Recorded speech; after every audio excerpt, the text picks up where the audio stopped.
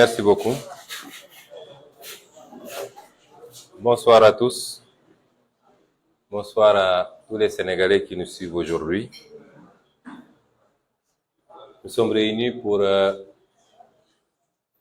nous prononcer sur quelques aspects de la vie politique nationale. Je commencerai mon propos par dénoncer, regretter et condamner fermement la barbarie de la gendarmerie nationale sous commandement du général Moussa Fall, habitué à ces comportements, sur les populations civiles de Taïba Ndiaye hier soir lors de mon passage dans cette localité dans le cadre du Nemmekou Tour. M. Moussa Fall, sous commandement d'Antoine Diome, est habitué des faits. Sa conception de la gendarmerie se résume à la brutalité extrême contre les civils. Tout prétexte est bon pour se livrer à des exactions. Ce qu'il fait n'a rien à voir avec le maintien de l'ordre. Et ces agissements sont des agissements criminels.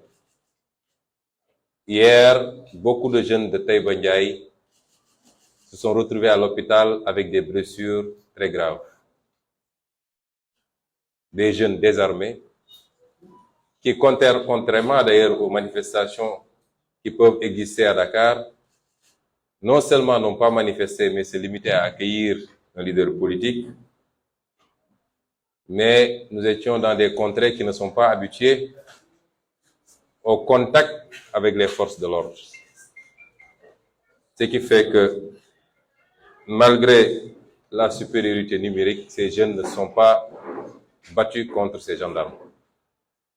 Mais quand vous entendez un commandant donner des instructions, des ordres, en disant même s'ils se retirent, tirer sur eux, on n'est plus dans le maintien de l'ordre. C'est des agissements criminels. Et c'est ça la gendarmerie sous les ordres du général Moussa Fall. Je souhaite prompt rétablissement à tous ces jeunes, tout en réitérant au président Macky Sall, à son ministre de l'Intérieur, à son général et à son chef de la police, qu'aucune intimidation ne pourra passer. Il s'y essaie depuis très longtemps, mais s'il n'a pas encore compris que nous ne sommes pas des gens intimidables, c'est qu'il est loin d'être au niveau d'intelligence que nous pensions. Au-delà, ces agissements vont appeler à des réactions des populations. Ça, c'est inévitable. J'y reviendrai certainement. Nous vous avons conviés pour parler principalement de deux séries de problèmes. Le premier est lié aux farces judiciaires en cours, avec un enchaînement inédit que jamais on a vu au Sénégal et peut-être nulle part dans un pays qui se réclame démocratique. Et la seconde série est liée à ce débat, s'il en est, sur le dialogue national. Pour le premier volet, évidemment, mon propos se transformera en un diagnostic, en un audit. Quelqu'un a parlé d'audit hier, mais beaucoup plus à une mise à nu d'un comportement inadmissible de ce qu'il est convenu d'appeler la justice sénégalaise ou un petit pan de la justice sénégalaise. Parce que, comme j'ai l'habitude de le dire, l'affaire ne sort pas d'une dizaine de magistrats. Le procureur, Abdou Karim Diop, le procureur général, M. Ibrahima Bahoum, de manière générale le parquet, des juges d'instruction, notamment du premier et du deuxième cabinet, parce que la stratégie de Macky Sall, c'est de créer des dossiers, d'instruire le parquet. Ce que je veux que les Sénégalais comprennent, c'est que le parquet, c'est Macky Sall. Dans certains pays, d'ailleurs, il semblerait que le parquet ne soit plus rattaché, ne soit plus un ordre juridictionnel, puisque le parquet, c'est des fonctionnaires rattachés au ministre de la Justice qui lui-même obéit au doigt à l'œil au président de la République. Donc le parquet n'a aucune forme d'indépendance. Tous les gens qui ont été arrêtés aujourd'hui, placés sous mandat de dépôt, je veux que les Sénégalais comprennent que c'est Macky Sall qui les a immédiatement, personnellement arrêtés et placés sous mandat de dépôt. Qu'ils soient journalistes, acteurs politiques, société civile, en tout cas toutes les voix discordantes qui sont aujourd'hui entre les mains de la justice, il faut comprendre que c'est directement l'œuvre de Macky Sall. La stratégie, c'est quoi? C'est d'arrêter en masse, et puisqu'ils n'ont pas confiance à 100% que les juges vont suivre, de retarder au plus tard possible la présentation des prévenus devant un juge. Et c'est pourquoi soit on les met sous mandat de dépôt et on laisse pourrir pendant des mois, soit on les met sous contrôle judiciaire, ou alors, comme El Maringa ici présent, on leur met un bracelet électronique. Et cela pour pouvoir gagner le plus de temps possible en prenant des innocents, en laissant des innocents à Rebeuss qui viennent de passer leur Korité là-bas, là où Macky Sall, son fils Amadou Sall, qui passe tout son temps maintenant à battre propagande et à essayer, semble-t-il, de recruter des nervis, et sa femme Marème Faye Sall, toute leur famille ont passé tranquillement la Korité chez eux.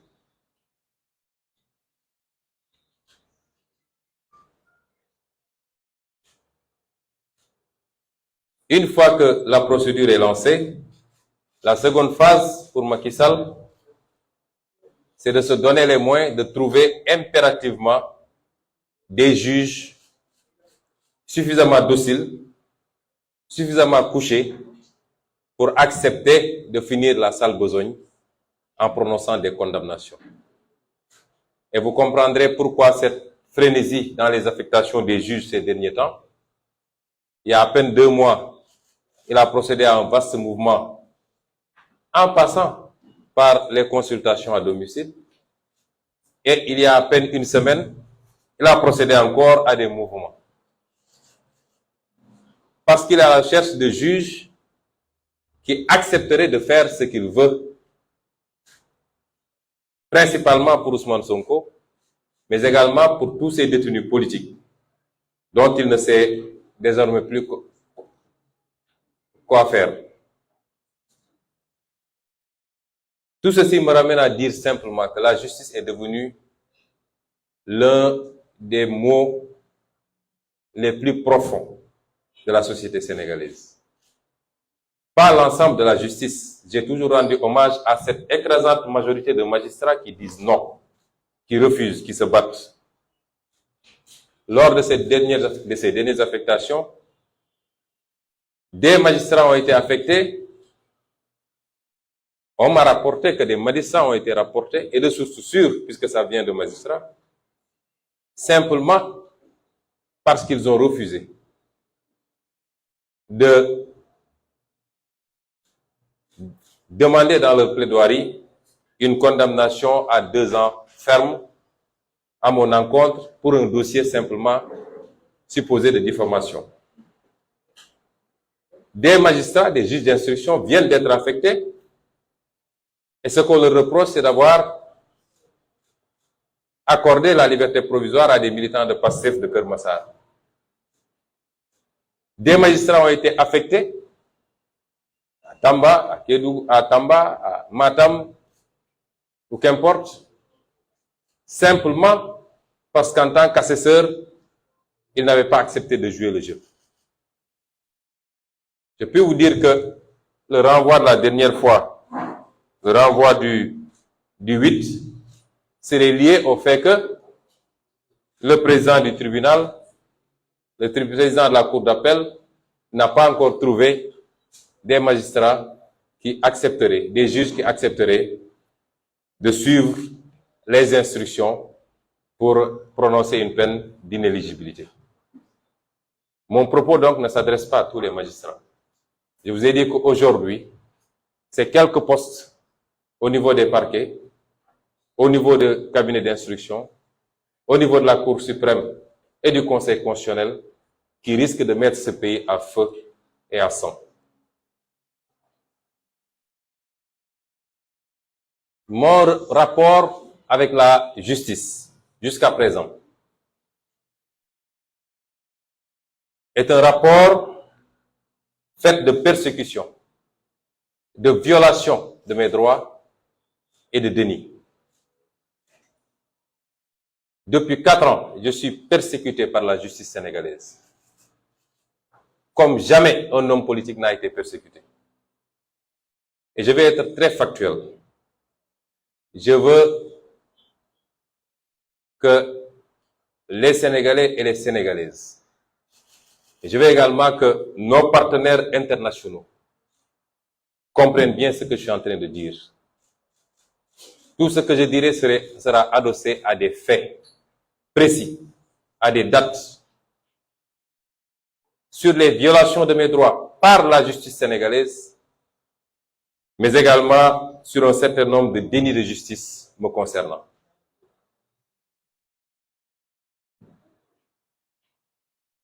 Vous vous rappelez dans quelles conditions j'ai été radié de la fonction publique en 2016, sans que mes droits élémentaires n'aient été respectés. L'on m'a refusé même le droit de me faire assister par des conseils tels que prévus par la loi, pour être auditionné par une commission. C'était la première grande violation et qui a été validée par la Cour suprême quand on l'a saisie pour s'en plaindre. Ensuite, lorsque ce complot a éclaté, parce qu'il ne fait l'ombre d'un doute dans la tête d'un seul Sénégalais de l'évidence du complot, j'avais été convoqué alors que je bénéficiais de mon immunité de député. Le ministre de la Justice, donc Macky Sall, ordonne le procureur qui saisit la section de recherche pour que je sois convoqué, alors que la loi, la Constitution, comme la loi organique sur l'Assemblée nationale, disent qu'aucun député ne peut être poursuivi, arrêté ou condamné sans que son immunité ne soit préalablement levée, sauf en cas de flagrant délit. Si j'avais répondu à cette convocation, elle aurait été transformée et la procédure m'aurait immédiatement placé en garde à vue, en ignorant royalement mon immunité parlementaire. Ensuite, le procureur Serigne Bassirou Gueye a établi un réquisitoire qui visait X. Mais à notre grande surprise, le juge d'instruction demande la levée de mon immunité parlementaire en m'identifiant nommément, alors que le réquisitoire visait X. Une seconde grande violation de mes droits. Il est important que je rappelle tout ça parce que les Sénégalais peuvent oublier. Ensuite, il y a la levée illégale de mon immunité par l'Assemblée nationale avec une commission qui n'était pas complète, puisque l'opposition avait décidé de ne pas siéger et la loi a dit qu'on ne peut pas faire une commission pour lever l'immunité si elle n'est pas représentée d'une certaine manière avec une répartition opposition-pouvoir. ce fut un autre forcing pour lever mon immunité parlementaire. Après la levée de mon immunité parlementaire, j'avais été convoqué, si vous vous rappelez bien, le 3 mars. Et en me rendant au tribunal comme tout citoyen convoqué, mon convoi a été bloqué au niveau de Mermoz et d'autres procédures. J'ai été arbitrairement arrêté et détenu pendant 6 jours à la section de recherche et d'autres procédures ont été ouvertes, notamment pour troubles à l'ordre public, mais également appel à l'insurrection, participation à une manifestation non autorisée. N'eût été la détermination du peuple sénégalais entre le 3 mars et le 8 mars, je ne serais pas là devant vous à faire ce présent point de presse. Et étant en garde à vue à la section de recherche, le juge d'instruction m'envoie un mandat de comparution, ce qui est illégal. Et il m'entend hors présence de mes avocats conseils, auxquels le juge d'instruction avait refusé l'accès au bureau. Il a fallu tout le tintamarre que vous connaissez et que les avocats aient failli défoncer la porte pour que le juge daigne ouvrir, mais après m'avoir entendu, sans la présence de mes avocats. Une autre violation flagrante de mes droits. Ce qui m'est reproché souvent, c'est que quand je vais répondre au tribunal, il y a des Sénégalais qui sortent pour m'accompagner. Je rappelle que lorsque, du temps de Abdoulaye Wade, un ancien Premier ministre avait été convoqué, il a fait une procession en passant par toutes les rues de Dakar à Sandaga pour aller répondre. Mais je rappelle que Macky Sall lui-même, quand il avait été convoqué, il s'est fait accompagner par une nuée de ses militants et pire encore, il roulait en sens interdit avec ses militants pour aller au tribunal. Et aujourd'hui, il nous dénie cette possibilité au point de se livrer à des comportements d'une violence extrême. À l'issue de cela, monsieur le juge d'instruction de l'époque, sous la pression de la rue, parce que sa première option était un mandat de dépôt immédiat. Et c'était le réquisitoire d'ailleurs du procureur de la République. C'est uniquement sous la pression de la rue qu'il a changé d'option pour me mettre sous contrôle judiciaire. Lequel contrôle judiciaire est arrivé à expiration au jour de la signature de l'ordonnance du juge d'instruction. Mais de manière illégale, jusqu'à présent, on me refuse mon passeport, on me refuse tout déplacement en violation de mes droits les plus élémentaires. Depuis plus de 2 ans, j'ai demandé la levée du contrôle judiciaire, sans suite. Pire encore, 2 ou 3 demandes ont été introduites pour nous permettre de voyager et souvent le juge n'a même pas daigné répondre. La dernière demande qui a été déposée sur la table du juge Maham Diallo, il n'a même pas daigné répondre. Alors que la loi lui fait obligation de répondre à ces demandes.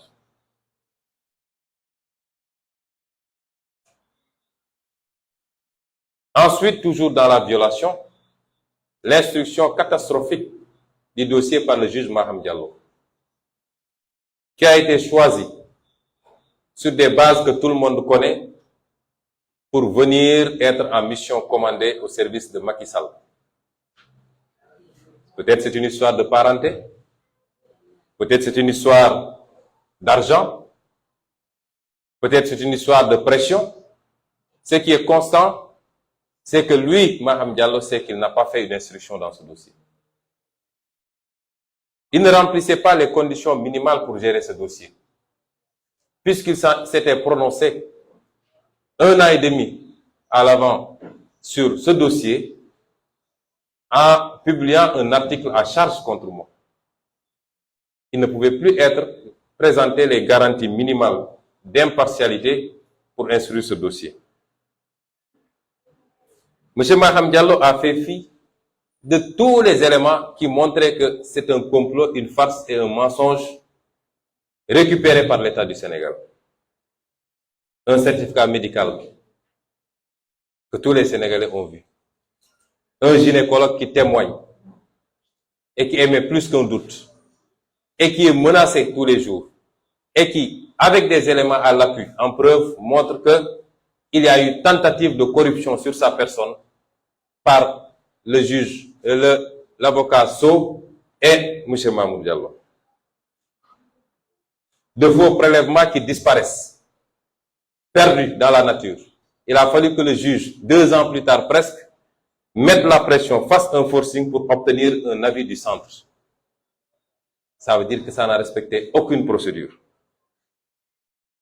Une enquête interne de la gendarmerie qui établit le complot et qui implique le procureur Bassirou Gueye dans la manipulation du PV. Des audios présentés par le dénommé M. Signas et confirmés par la plaignante qui, devant le juge, dit que c'est ma voix, effectivement, c'est moi qui l'ai dit, mais je plaisantais. Des témoignages qui impliquent Macky Sall directement. Tout ça est dans les PV, dans le dossier. Les témoignages des autres personnes qui étaient présentes, qui sont tous à décharge. M. Mahmoud Diallo qui, devant le juge, lui dit qu'il n'a absolument rien à dire et qu'il attend qu'il y ait des procédures contre lui.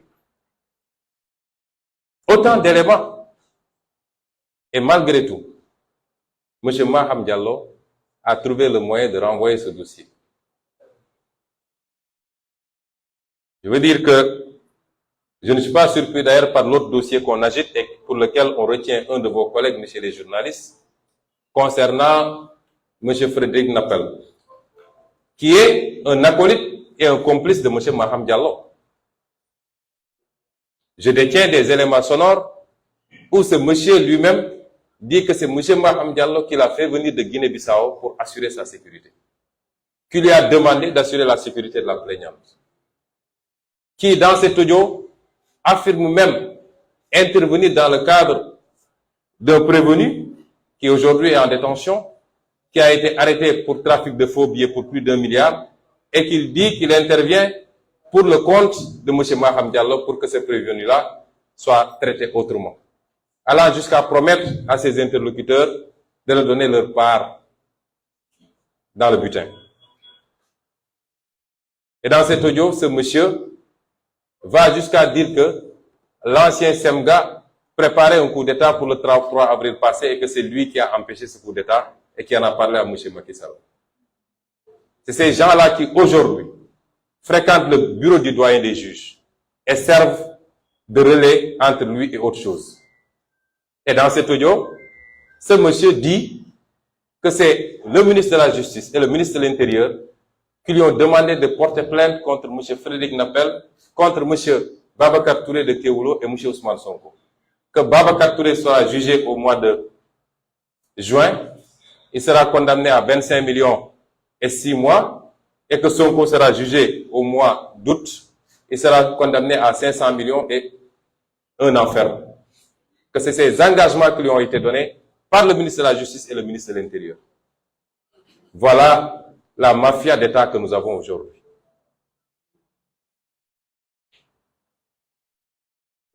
Toujours dans le registre de la violation de mes droits, le fait systématiquement de barricader non seulement plus ma maison, mais tout mon quartier. J'en profite pour présenter encore une fois mes excuses à tous les habitants de Keur Gorgui, qui sont aujourd'hui les principales victimes de M. Macky Sall. À chaque convocation, même à chaque réunion, c'est tout cité Keur Gorgui qui est barricadé, gazé, jusque dans les structures de santé. Ma famille qui est empêchée de d'aller à l'école, d'aller travailler, sans aucune base juridique des violations flagrantes que nous vivons tous les jours et que tous les Sénégalais observent. La brutalité physique contre ma personne. Le monde entier a assisté au bris de la vitre de ma voiture le 16 ou le 8 février. Le 8 février, si je ne m'abuse, c'est le 8 février. Le 16 février, au bris de la vitre de ma voiture, avec une violence inouïe, parce que ces tessons de bouteille auraient pu me causer des blessures, soit à l'œil, soit à la gorge, que des agents de l'État puissent se comporter comme des brigands pour casser la vitre d'un honnête citoyen qui ne présentait aucun danger pour eux et l'extraire de force de sa voiture pour le mettre dans un fourgon et le contraindre à aller chez lui, c'est inédit. Ça ne s'est jamais vu dans une démocratie. Et tout le monde a assisté à cela. Et si ça se limitait à ça, mais il n'y a aucune occasion où au moins 4 ou 5 ou 6 des véhicules qui m'accompagnent ne soient saccagés par ces forces de l'ordre, qui se comportent comme des bandits, qui viennent trouver un véhicule garé pour casser les vitres sans aucune explication. Toujours dans ce registre, le traitement fait à mes avocats. Parce qu'aujourd'hui, personne n'est épargné. Tous ceux qui sont proches de Sonko sont des hommes à abattre pour Macky Sall. Presque, il y a 2 ou 3 ou 4 de mes avocats qui sont aujourd'hui persécutés par le barreau. Ils n'aimeraient pas que j'en parle. Je n'ai pas appris d'eux. Aucun d'eux ne m'en a parlé directement. Mais j'ai eu l'information que Maître Ousseynou Fall, Maître Abdinar, Maître Babacar Ndiaye, Maître Abdoulaye Tal, etc., Maître Clédor Ciré, quasiment tous mes avocats sont sous le coup de poursuites de la part du barreau. Ce même barreau qui refuse de faire son travail parce que j'ai écrit moi au barreau. Avec l'arrêt de la cour d'appel, l'arrêt définitif de la cour d'appel de Paris, qui montrait qu'un de leurs collègues a fait l'objet d'une condamnation définitive pour agression sexuelle et qu'il ne doit plus exercer le métier d'avocat. Et le barreau ne veut pas prendre les mesures qui s'imposent. On fait des simulacres de procédure pour dire aux Sénégalais qu'il a un sursis, etc. Alors que ce monsieur ne doit plus plaider en tant qu'avocat. C'est les textes du barreau. Je ne l'ai pas inventé. Le drame avec Macky Sall, c'est qu'il ne laisse plus aucun segment. Aucun segment.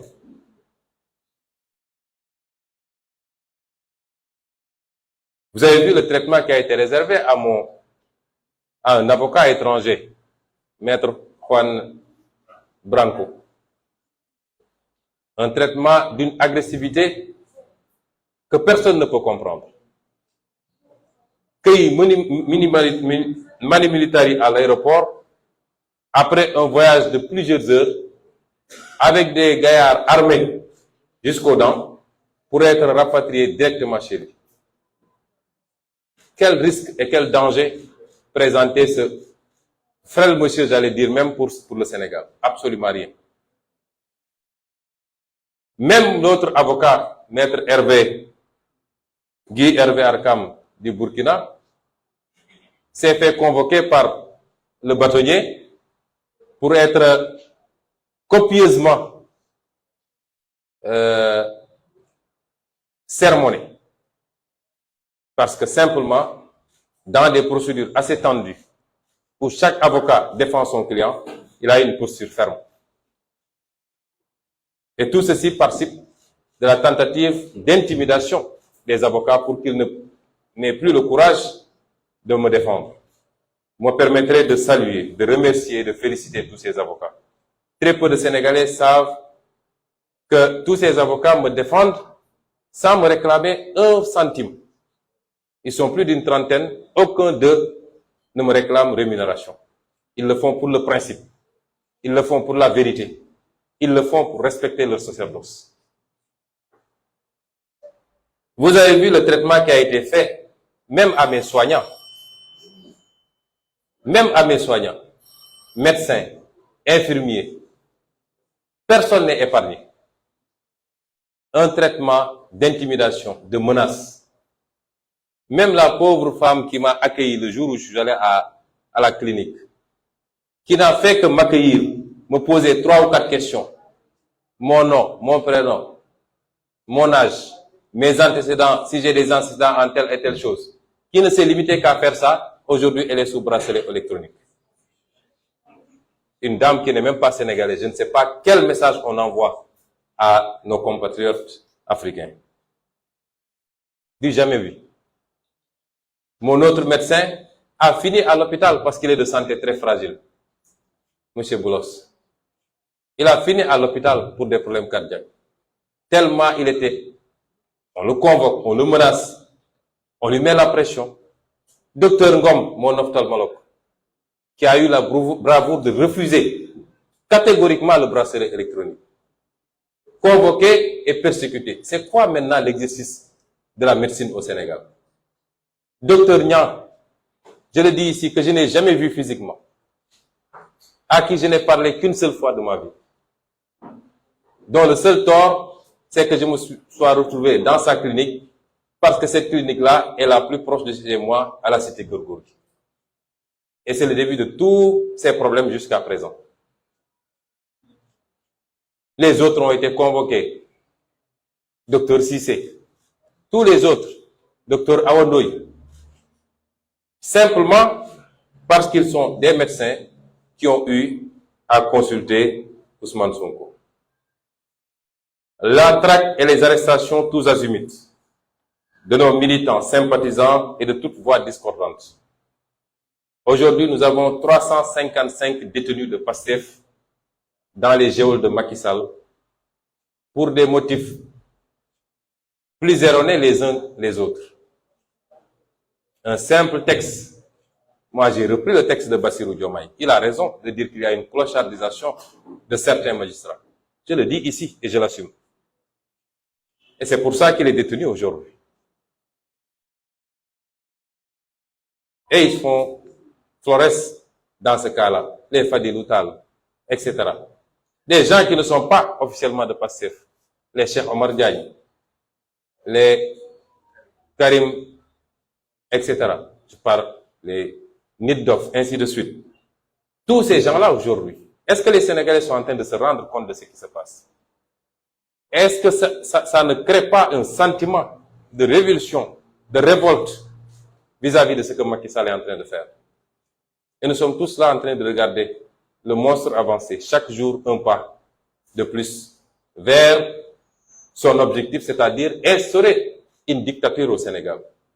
Faire de sorte que les gens n'oseraient parler que dans le sens de ses intérêts et de ce qu'ils veulent entendre.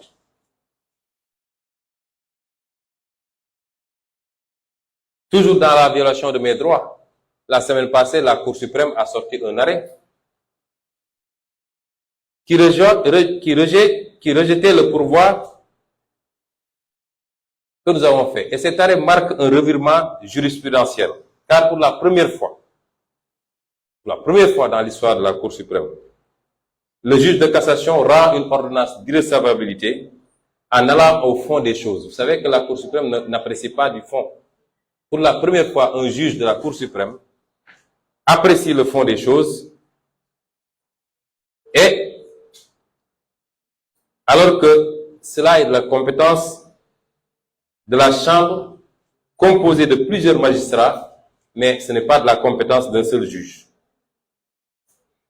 Et le texte dit que si le pourvoi est manifestement irrecevable, le président de la Chambre prononce l'irrecevabilité par voie d'ordonnance. Or ici, le juge va contourner le problème en vidant le fond de l'affaire pour revenir parler après d'irrecevabilité. Les juristes savent de quoi je parle. Juristes universitaires, avocats, magistrats, tout le monde sait que ça c'est une mascarade que la Cour suprême vient de faire. Et c'est constant. ces comportements de la Cour suprême. Toujours dans le cadre de la violation de mes droits, la rapidité avec laquelle les affaires sont enrôlées. On n'a jamais vu la Cour d'appel enrôler un dossier alors que le délai d'appel n'est même pas arrivé à terme. La loi dit que moi j'ai droit à 1 mois pour déposer mon appel. Et vous ne pouvez pas enrôler le dossier avant la fin de ce mois-là. Et le juge Bahoum trouve le moyen, lui, d'enrôler un jugement rendu le 30, il enrôle le 17. Ça, c'est unique dans les annales judiciaires du Sénégal. C'est du jamais vu. Et le renvoi également, pas le renvoi, mais l'enrôlement de cette farce de viol supposé. Alors qu'aujourd'hui, il y a des dizaines, des centaines de dossiers qui attendent en chambre criminelle depuis 3 ans, 4 ans, personne n'y a touché. Et tout de suite et maintenant, on nous dit qu'on va enrôler un dossier concernant Ousmane Sonko. Toujours dans la violation de mes droits,